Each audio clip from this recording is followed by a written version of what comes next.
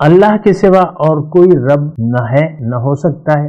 لہٰذا یہ دیکھیں وَهُوَ رَبُّ كُلِّ شَيْءٍ میں بڑا یعنی ایک وسیع مضمون ہے. آپ اپنے اس کائنات کو جس میں آپ رہ رہے ہیں اس کو دیکھیں کہ اس کائنات کی ضروریات کون پوری کر رہا ہے. آسمانوں کی ضروریات ہیں، پھر زمین کی جو ضروریات ہیں اور زمین میں جو مخلوقات ہیں ان کو کون رزق دے رہا ہے، ان کو کون پیدا کر رہا ہے، ان کی موت و حیات کا واحد ذمہ دار کون ہے؟ اللہ ہے. ان کو رزق دینے کا اسباب بنانے والا کون ہے؟ وہ اللہ ہے. آپ دیکھ لیں سمندر کی کتنی مخلوقات ہیں، سمندر میں کتنی مخلوقات رہتی ہیں، کروڑوں مخلوقات سمندر میں رہتی ہیں. کیا آپ سمندر میں روز کھانا ڈالتے ہیں؟ مچھلیوں کی کیا خوراک آپ ڈالتے ہیں؟ آپ نہیں ڈالتے. آپ کو ڈالنے کی ضرورت ہی نہیں ہے، اللہ تعالیٰ نے اس کا انتظام کیا ہوا ہے. اس کی میں تفصیل میں نہیں جاتا. تمام مخلوق کو وما من دابۃ فی الارض الا علی اللہ رزقها ویعلم مستقرها ومستودعها. جو بھی مخلوقات ہیں زمین میں، جو بھی چلنے پھرنے والی، جو بھی حرکت کرنے والی چیزیں ہیں، ما یدب علی الارض الا علی اللہ رزقها، اس کے رزق کا ذمہ اللہ پہ ہے.